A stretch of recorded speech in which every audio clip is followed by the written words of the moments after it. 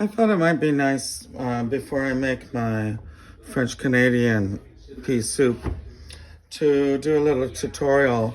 Um, there's a reason why I'm going to do small diced carrots with a small diced. This is the five celery sticks, and I want to make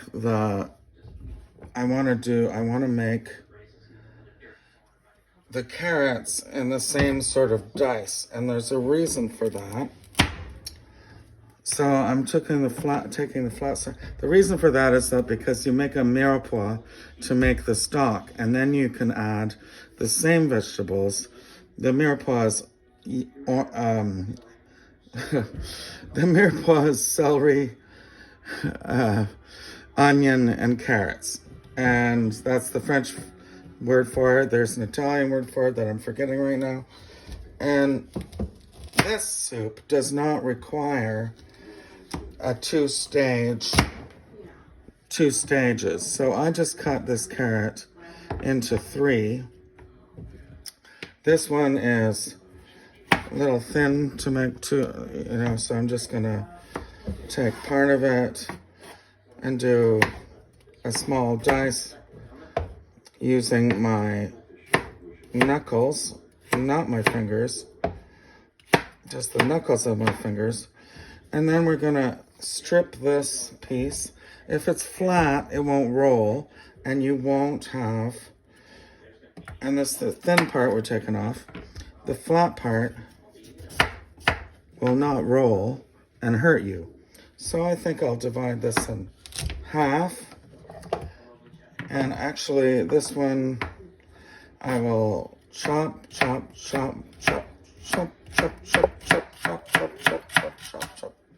And those are diced. But now we have a fatter part, so they have to be thinner to maintain the same consistency, okay? Same with this one. And then I have 5 carrots. I had 5 celery stalks. When you make a mirepoix, normally you only use 1 or 2 of each plus 1 onion to do the stock, and then you add in a couple carrots, couple celeries, or 1 or 2 or an onion again to make your soup. But because we're not, oh look, there's still more here.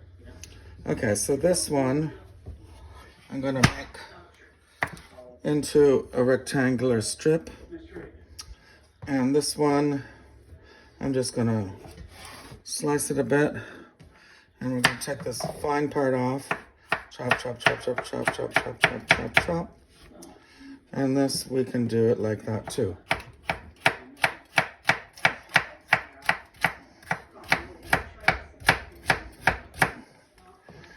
And separate them, and they come out similar in size. I don't think this needs to be divided. You know what? I'm going to divide it. It's a little thick. So let's divide that. Chop. Use your knuckles, not your fingers to guide the blade. This one is a little too thick, so I'm gonna take it and cut it down the middle. And it's not even, but we're getting to the right size. Chop that again. These will not turn into mush. Carrots don't do that. Now, if you have thinner carrots, cut it in half. Cut this one in half. And cut this one in half. See, I wasn't able, because it's rolling and round, cylindrical, I wasn't able to get that exact half. So I put the flat side down and cut this in half. And then we just go like that, very evenly. La-di-da-di-da. And there. There's the pile. And this is the other half of your thin carrot. Thick carrot's a little different. Cut off the thin part, the the fat part, cut the thinner part into quarters, and then we have a small dice.